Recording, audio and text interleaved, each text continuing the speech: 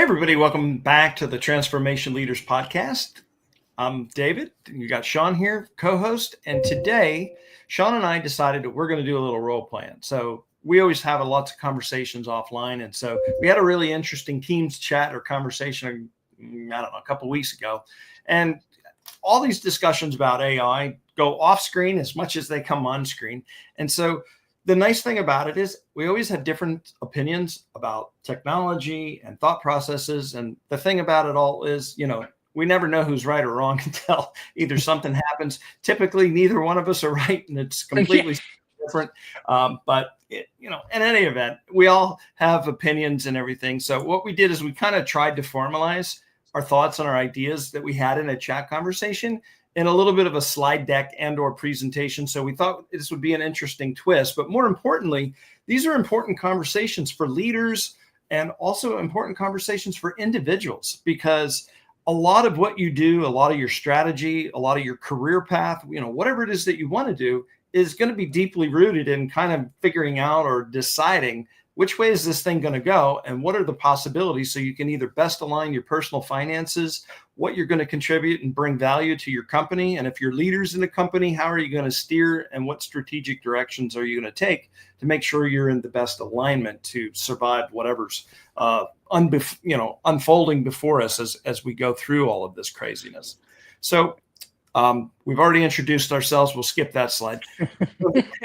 Here is today's radical question, and credit to Shawn because he sent me the question, got me thinking, and I just gave him a quick, funny knee-jerk reaction because I'm always somewhat funny and sarcastic. So he says, is AI valuable if it's everywhere?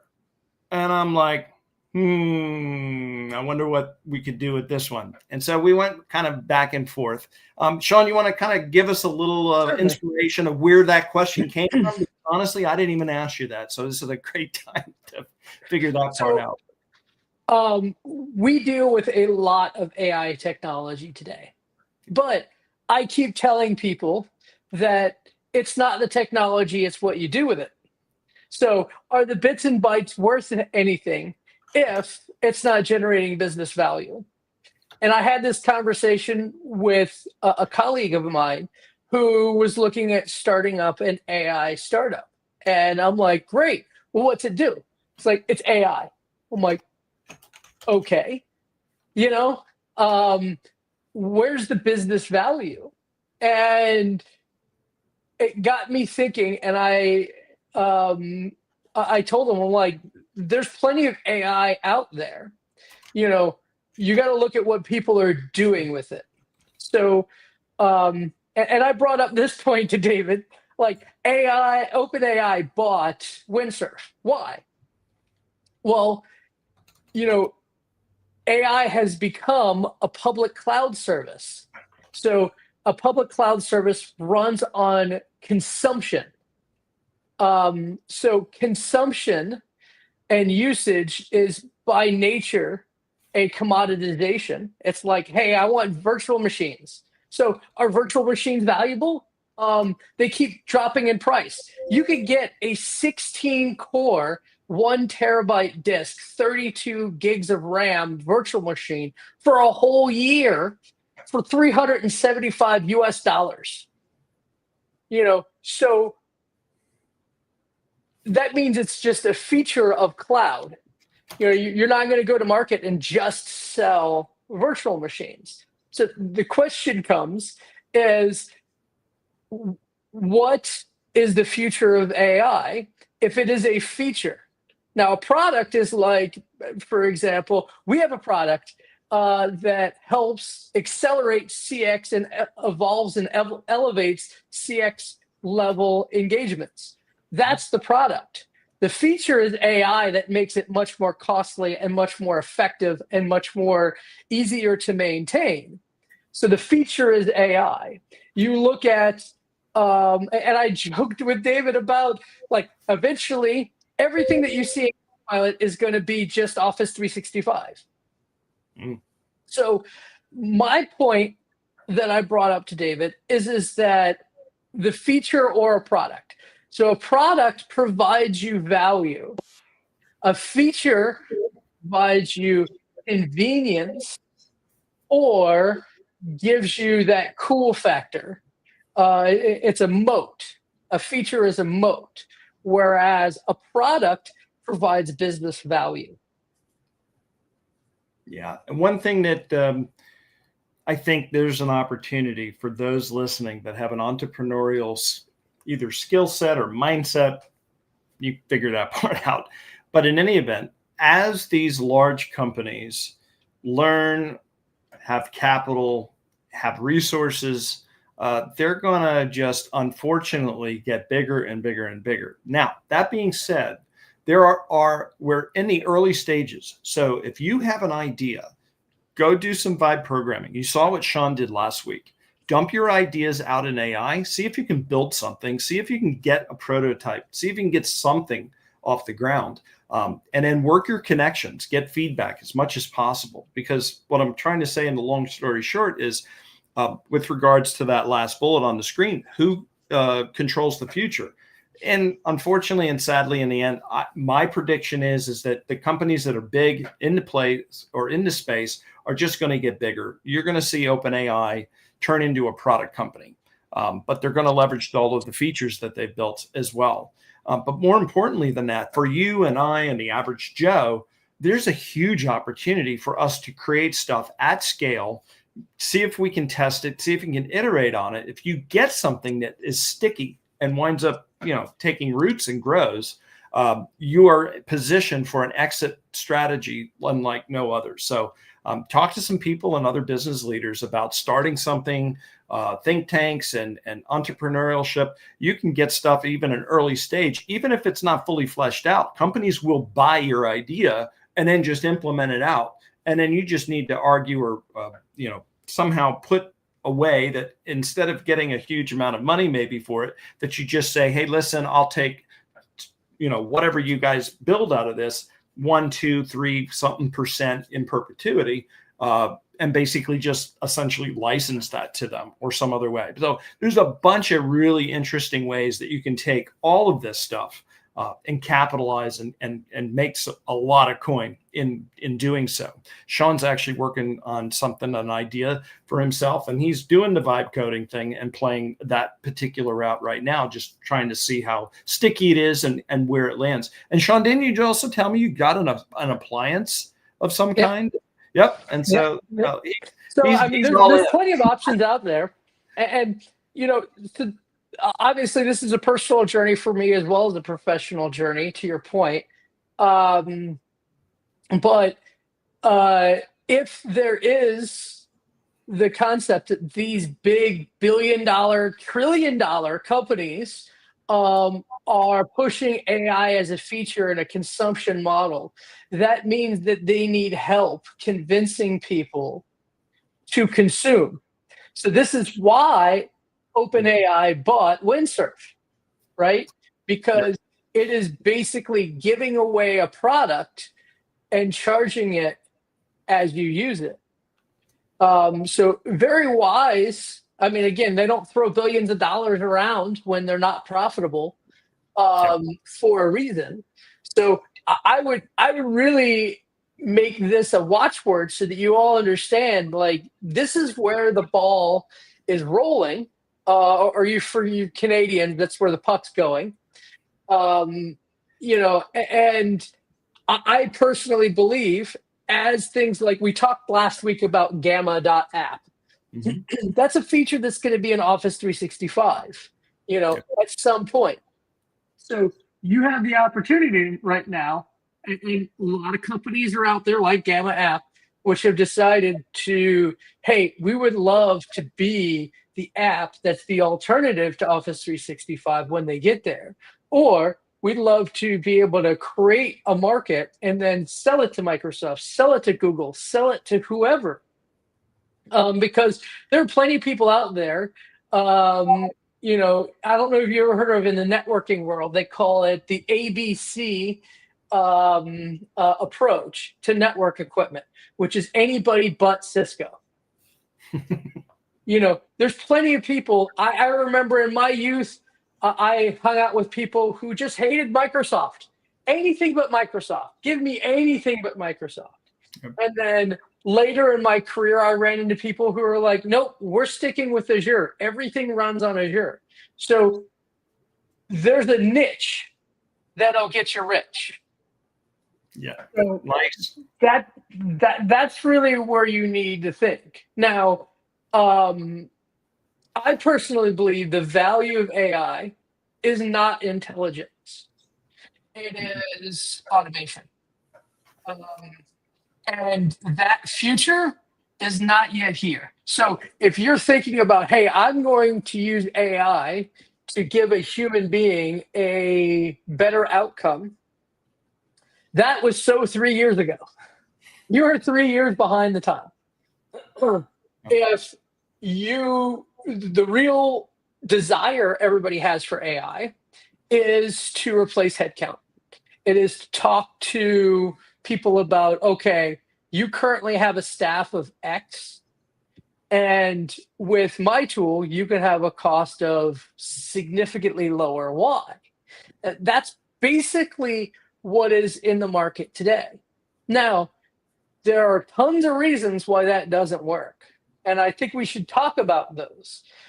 Famously, our company talks about brand safety, which is absolutely the number one concern with AI. For some reason, people believe AI is infallible. It just works.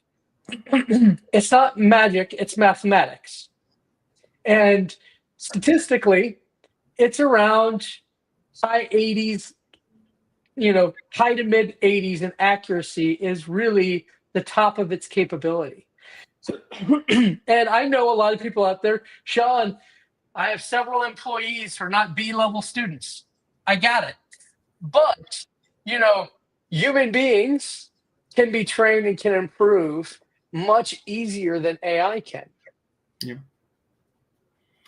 One of the things that is interesting that I see, at least from the people that I talk with, even customers that I meet internally, externally, and even just friends that I've known for years, there's this concept called Javon's paradox. If you're not familiar, it basically just states that as something that is typically has the potential to be popular, if it's like slightly out of reach or maybe just out of reach, as that price comes down and it produces tremendous value, the consumption of that is essentially just going to increase exponentially.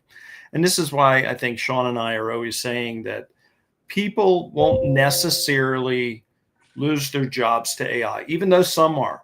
That is a fact. But I think the fear is that everybody's going to lose their job to AI, and that I don't believe is the case. It's just a shuffling, a reorganizing of roles, responsibility, and things of that nature. But as AI becomes more and more ubiquitous, and the lines get blurred even more, is it a product? Is it a feature?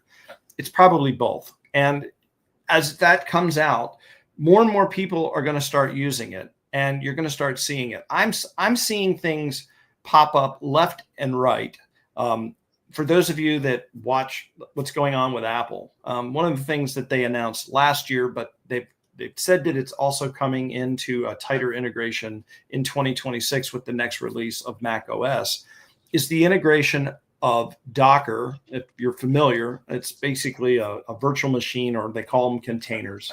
And you can now run these machines, these virtual machines, these Docker machines on your operating system. And that's really interesting and neat because the entire internet is running it like that. And one of the things that we had presented, or we're going to present on one of the slides here, is that AI is going to replace infrastructure. And that infrastructure and these containers, as you see how the world is exploding out there, is going to very easily just be able to be shuffled around, used around. People are going to be consuming it. I wouldn't be surprised if they got something coming on mobile devices soon. But, it's already, you got Gemini, you got AI is being ingrained into every single aspect of our lives. And I'm sure you're going to have some component of it that's going to work and talk to something like Google Home or Alexa from Amazon or whatever the case may be. These things are all starting to stream together. So with that being said, my perspective is I think this is a hive mind. And this is what's going to happen. So you've got websites, right? And then you had Google, and Google would index the websites. Before Google, the internet, if you were around back then, was really hard to find, and use Excite or Netscape browsers and just everything that was going on in the late 90s, early 2000s. And so, until Google came on the scenes, it was really hard just to find stuff out on the internet. Well, fast forward to 2025. I think the future is going to be companies are going to have an MCP server, and it's going to offer their products and services out in this.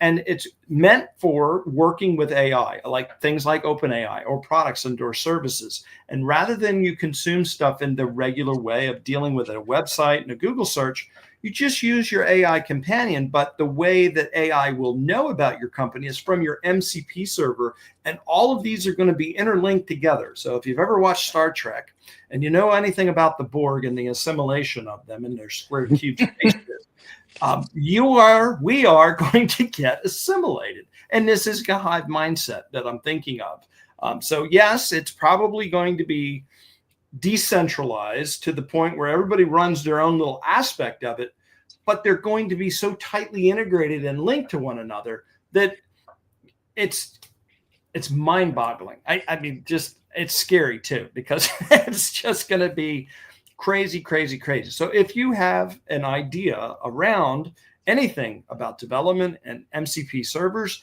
and you want to be the next Google for 2026 and above, come up with a way of integrating everybody's MCP servers. Go out there and hit the banter and convince every company to not only do you need a website, but you need an MCP server to say what you do, what it is that you offer all of your catalogs and any information that you give in a visual way, in a way that's going to deliver JSON, so that AIs, wherever they are, can just go out, tap into it and say, oh yeah, sure, use this company, and they can get real-time pricing updates, inventory, whatever you give them. And that's completely up to you to decide, which is going to turn security on its head with what they're about to have to deal with that. So Yeah. that's my rant about what I think is coming. Well, again, and this is why we wanted to have this particular podcast, because as you've seen ad nauseum, as someone has told me, we agree on almost everything. And I felt like this was really good and fertile ground to differ and show everybody that it's okay to see things differently. And I certainly do. I mean, from my perspective, AI is definitely a feature. It is not a product, because inherently it doesn't provide any business value. That it is a plus, like Apple Plus, Disney Plus. The plus is, in this case, is AI. And that, yes, maybe the product wasn't possible until AI came about. It would be too costly. It would be too complex. It would never get off the ground. It'd be too slow.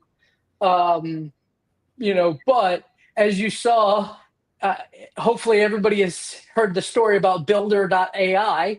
David, are you aware of this one? Where someone's like, hey, our product is you can build your own product. So instead of vibe programming, what you could do is just tell us what you need, what the inputs and outputs and integration is. You hit a button, and then we'll crunch on it for a couple of days, and out will come software. And look how wonderful that is. Then they found out the back end was a whole bunch of people in India programming. I did not hear about that. And by the way, this was $1 billion funded startup by Microsoft. So if you feel like, hey, I got swindled $500 on cryptocurrencies, well, look at what Microsoft just did. They spent $1 billion on a corrupt front. So it happens to the best of us. And I mean, Microsoft's $1 trillion company, so I call them the best of us. And I mean best of us, meaning that valuation. But I completely disagree with David on this, is that I see it only as a feature, and I haven't seen the real value of AI in itself. As a infrastructure, I see it as value. Like, again, I see AI as a virtual machine. But when it comes down to the centralization, I also disagree. I think centralization has never worked, ever, because humans don't like to be told this is what you're going to do. There are far too many people who go to VCs and saying, I'm going to be the other guy. I'm going to be the Steve Jobs. I don't know how many people I've met saying, well, I'm the Steve Jobs, the blah, blah, blah, blah. Again, there was one Steve Jobs, and not exactly the best person to emulate, in my opinion, personally or professionally. But, think different is what he talked about, which is fine. But think different. You don't have to be different. There's plenty of opportunity to be on the outskirts. And like I said, niches get you riches. It's a fact of life in the world of startups. And I say that because I'm from that area. But I think, yes, there's going to be plenty of people who are going to get on the MCP bandwagon.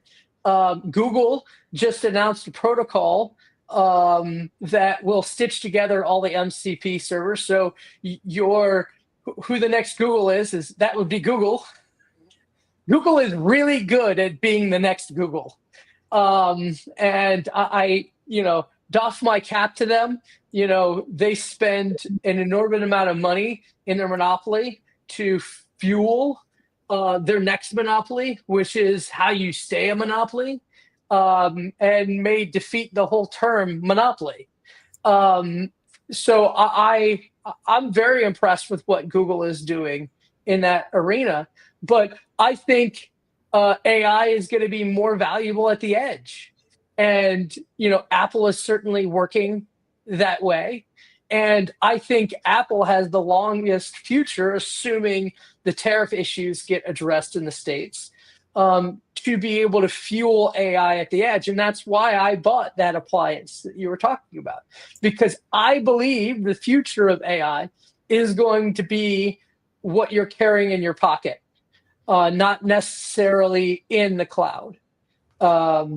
That the MCP is going to be equivalent of a web server where, yes, you can book appointments, you can do all this, but your private personal information will be in your pocket.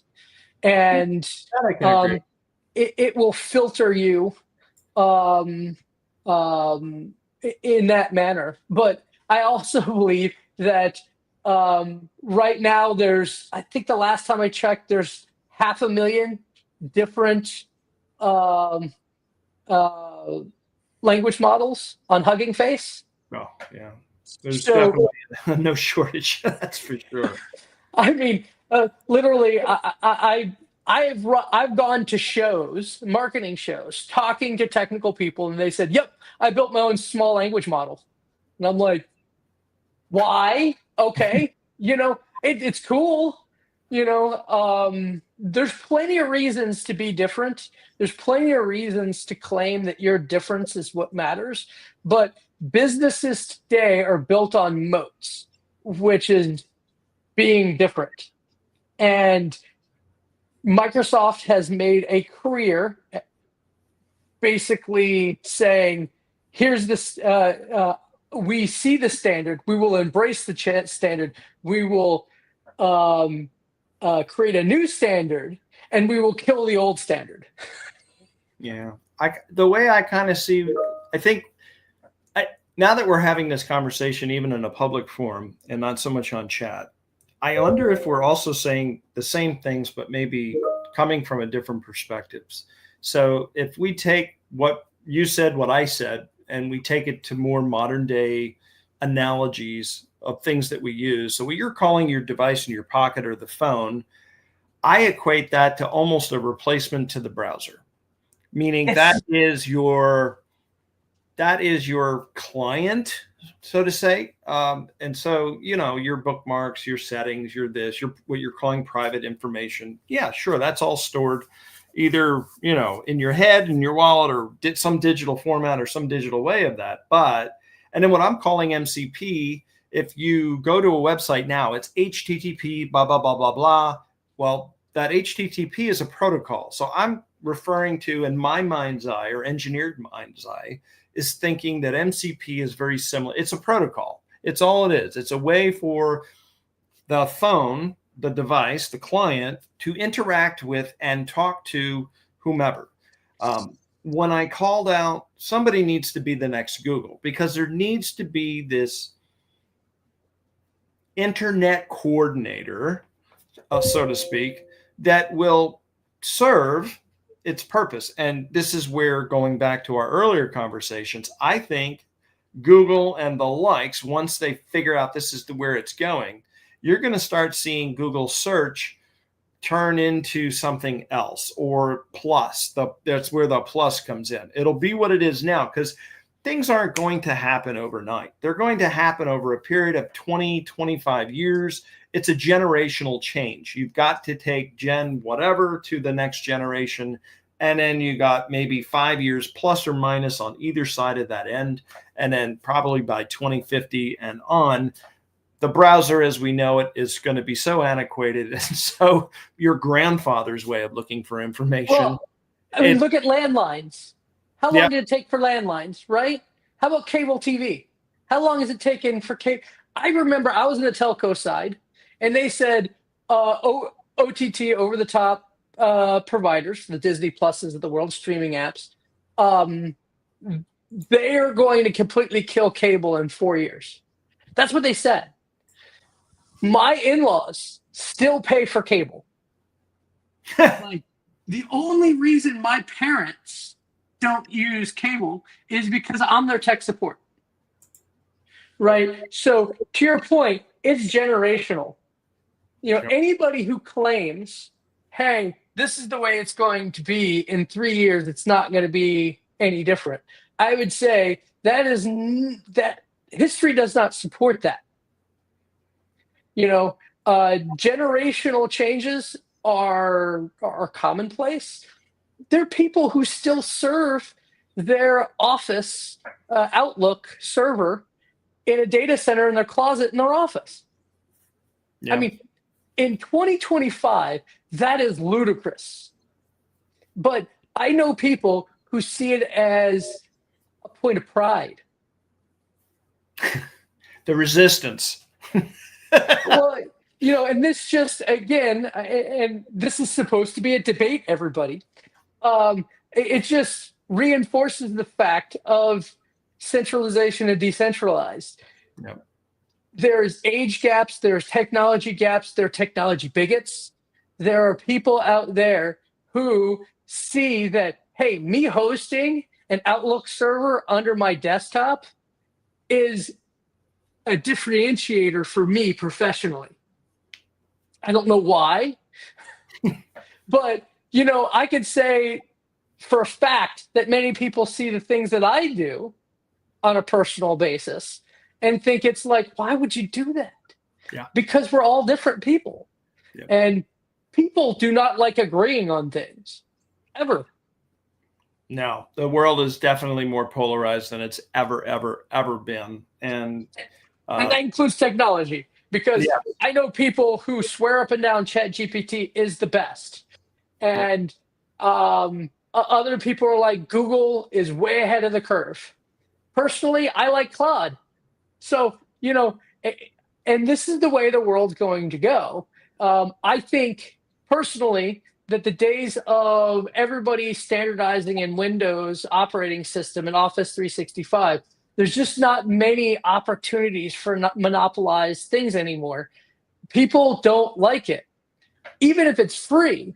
I mean, the last major one was Facebook, and that was the standard. And now I'm seeing Facebook as being extremely generational. What happened to MySpace?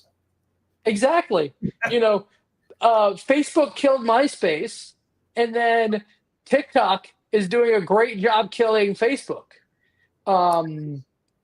Now, my personal belief is that the future of media is the YouTube, right?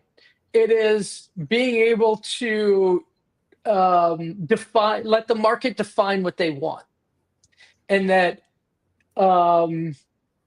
YouTube is just the provider, and you get 50% of what they generate, as long as you can get people interested in what you're having to say. And we're on YouTube right now, and YouTube certainly is not a monopoly yet either. So I'm not quite sure centralized monopolies are even possible with the technology that exists today, especially the geopolitics of EU, China, US, and those different spheres. People, you like, for example, the EU AI Act. That is very blatant in that we don't want the US dictating what we're doing with AI. And we want a seat at the table if they want AI in our world, which is quite understandable. China bans certain things from the US. We're banning China things. This is to be expected. I mean, again, Google, China has their own version of Google. So, that's kind of how I see things. And I think the other biggest thing that's happening that people are afraid to talk about, and I'm not going to get too sticky into this because it is a somewhat sensitive topic, but just to prove a point, you've got society, I would say the people like you and me and Shawn and the people that we've had on the podcast, the people that make the world go and do what it is. But the governments, the politicians, the big corporate elitists, they more have a globalized agenda. They're pushing for the centralization, and the people in the streets are like, no, we're not going to go. And so you see a lot of this happening everywhere because, everything from trade to economics is and needs to be to some extent tied together for the purposes of preservation. But at the same token, we as humans and our societies, we can't seem to get it together to the point where we protect what it is that we have, where I love personally capitalism, but I also hate it at the same time. I'm very much a centrist on a lot of stuff. I was even on technology. I was just telling Shawn before we got on, I was like, I got a Mac Mini a couple of weeks ago, and now I'm getting a new Mac laptop. And I hated Mac forever. Ever since Steve Jobs died, I just think Apple's gone way downhill. But they've done some pretty cool, interesting things here lately. And so I've kind of piqued my interest. So now I'm back floating between, the Mac and the Windows world. And of course, all that runs on Linux, and that's where all my servers are. So I just try to keep in the middle of everything. So I have cash. I've got investments in stocks. I've got a little bit of precious metals. Like, I got things in everything because there's just no way to know the way that the world's going to go at any one given point. And I think that's the biggest part of all of this is not only is everybody divided, but everybody is so fearful. They don't know which way to go. And they can't seem to, it's like, analysis paralysis. People just thinking way too much on it. And so I think personally and as a company, you just need to figure out what you think is the best path, move forward. Hey, fail fast, fail quick, fail often. This is what we do in software development and in technology. And it's painful. It hurts. It doesn't feel good when you fail. But at the same token, you're not going to know what works and what doesn't work as long as you sit and second guess everything and do nothing at the same time. Because whether you realized it or not, doing nothing is a decision. indecision is the decision, and that's going to lead you to really bad places. So it's good to have the debates. It's good to have varying different of opinions. And Shawn and I, for the most part, we do see eye to eye on a lot of things, but there's niches of ideas and technology. And so it's all up in the air right now. And we're going to see a lot of this stuff trade out. But that's definitely why we're here every single week, to try to have these types of conversations. And again, to encourage you, leave comments, let us know what you want to hear. We are very open to that type of interface, open to trying to figure out what the next greatest and latest thing is. And if you're doing something really cool, we'd love to even have you on the show for sure. And so with that, can you talk a little bit about what you see in the next 6 months and then maybe the next 2 years, as far as what you predict is what's hot, what's not, and kind of where you think it's going, and then I'll wrap up with what I think as well on that. Yeah, I mean, so I think the future is going to be a hybrid human AI.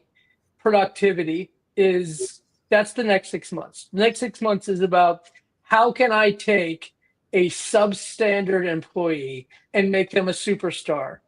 How can I take a superstar employee and get rid of the substandard employee? That's really what is possible right now. That basically it is it takes a regular superstar and makes them a superhero superstar, right?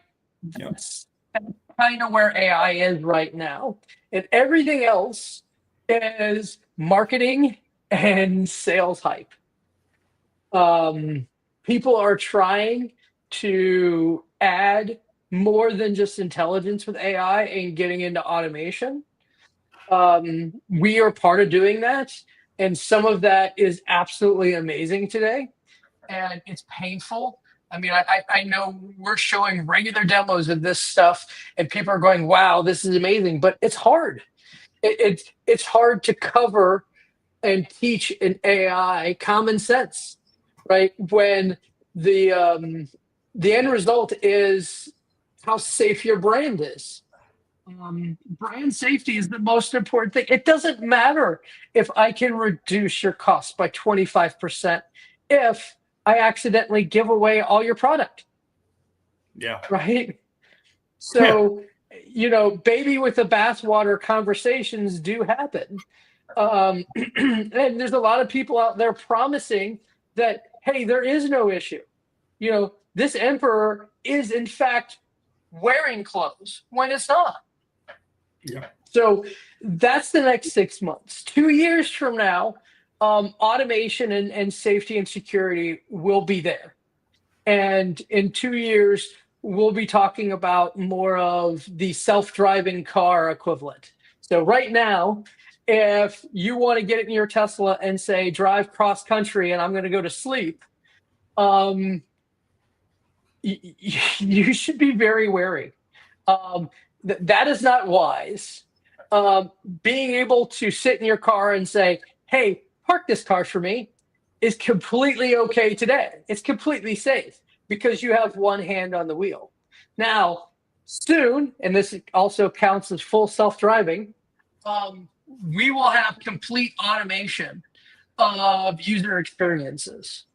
And that you will walk in where I make this say, when I have to take my truck in to get worked on, I'm in Texas, I have a truck, sorry. You walk in and you hand the keys, you have to sit there and wait for 15 minutes for a human to say, can I have your keys? Okay, great. You already filled out what you want. Let me validate that you want what you want. And okay, here's when you should come back. It's completely inaccurate time.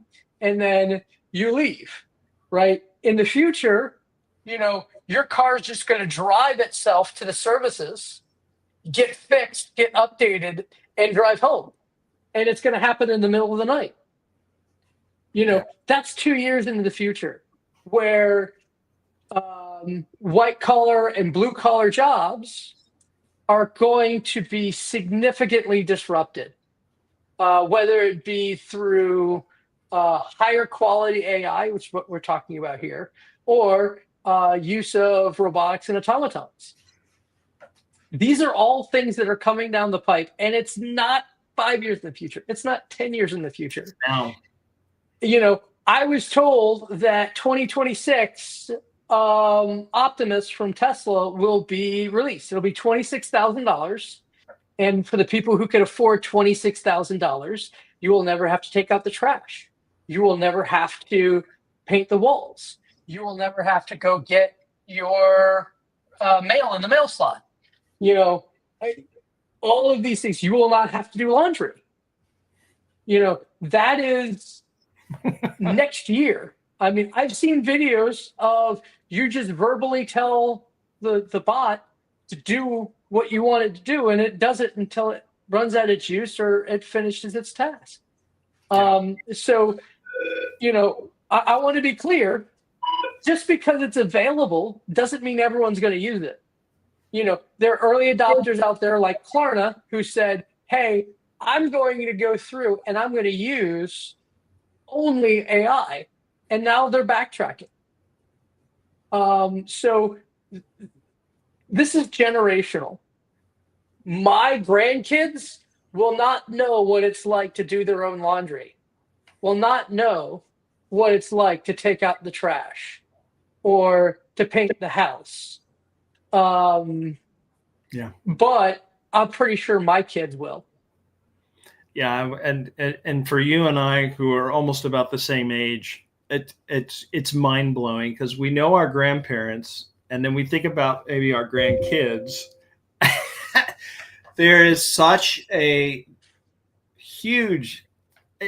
I'm at a loss of even words on how to explain it. Just the lifestyle changes, the things that have happened, and how quickly they have happened. It's almost like each generation is experiencing 2 to 3 major shifts where these shifts were not seen for centuries. I mean, if you look at the 1900s and go all the way back to maybe the 1700s, you might have had a handful, right? You had the the iron and industrial age, the steam engines, things like that. That was all revolutionary with the machines doing a lot of the stuff that people for years had to toil on. And then, you just give it, but it spans hundreds of years. And now we're talking about within less than 50, 70 years, 2, 3 major shifts happening. Just the internet in my lifetime, I would say it would be the internet. And then you've got cloud computing, which kind of replaced everything the way that it was and how it was done. And now this AI disruption, there's probably more there, but I would say only that. But as far as the future is concerned, one of the things, and to everything that Shawn said, companies that have the ability to figure out how to balance the experience with maintaining a human personal touch while leveraging the AI to do the mundane, the monotonous, the crap. I don't know that this is a good analogy to use, but I just want to, it's on the top of my head, so I'm just going to throw it out. If you think about McDonald's, everybody listening or watching this, it's familiar. And you've probably gone into McDonald's once or twice in your life, if not, definitely as a kid. And you go in and you order and you do whatever. But it's getting to the point where now the kiosks are there. The people behind the counter are not even there. The robots are going to start flipping the hamburgers and making all of this, the fries and all of this other stuff. And so as all of this automation happens, if McDonald's goes to the greed approach and gets rid of all of the humans and just goes with robots, that is a bad, horrible decision and experience. Whereas their competitor Wendy's may do the same thing, or Burger King or whatever. And instead of shifting the employees from making the product to taking the orders to running the drive-through, they simply just have folks floating around in the dining room. and or standing at the kiosks, offering that personal touch, that human touch, that the assistance. Hey, can I help you with this? Or how can I help you leverage our technology better? And steer and guide, especially as we move through this generational transition. It will come a time to where maybe that's undesirable. Human behavior will likely change over the next couple of years, but companies that can nail the finesse of this juxtaposing what is and what will be and creating a seamless integration between human and AI, companies that nail this are going to do so well. It's going to be, that's how you're going to destroy your competition. Obviously, the prerequisite is you need to get on board with the tech. That's coming. Your competitors are doing it, and if you don't do it, then you know what? Nice knowing you. We'll read about you in the history books. But that being said, I really do think you need to keep that human element there, and I think customers will definitely appreciate this. I'm one of those generational elitists to where if a company's fully automated and I can't reach, there's nothing worse than buying something and I have to deal with a chat bot or an email and there's no phone, there's no human. I can't get a hold of somebody and strangle them if I absolutely need to because something's gone wrong. And I got to wait days to get an answer. That's not a good human experience. If you're running your company like that, please stop. It's not good. I mean, there's reasons to buy things. There's for value. There's for experience. I can tell you, I took my kids to Disneyland, not because it was great value, right? Now, I can tell you, I bought this AI appliance because it was great value, right? I can go out and I can buy top of the line GPU for $5-6 grand. And, and I have equipment like that. But the point is there is a arrow for every quiver. And you've got to understand why you have your customers. Disney certainly knows that no matter what, if you have kids in the United States, at some point you have to pay the piper and go to Mickey Land. And you're going to gripe about how much it costs. I did. But I still took them. Because for some reason, culturally, we believe we have to. It's a prerequisite for parenthood. And, they've done a great job of that. That's their moat. Everybody has a moat. What's yours is what I always say to people. Yeah. So one of the things I think that we would love to do with you guys is to continue the conversation. Maybe start using the hashtags for what we talked about in the theme, but leave a comment, hashtag, in this case, use AI HiveMind, and just drop us a comment. Let us know what you think. Your opinions definitely matter to us, and they are important. And if you're not familiar and you're watching us for the first time, we're here every Wednesday at 12 o'clock noon. That's Eastern Standard Time. And that's it for this week. Shawn, anything else to add? No, really glad we could have this debate and talk about it. I look forward to differing with you in the future. Sounds great. And we'll see you next week, Shawn. Thanks, everybody. Thanks. Bye.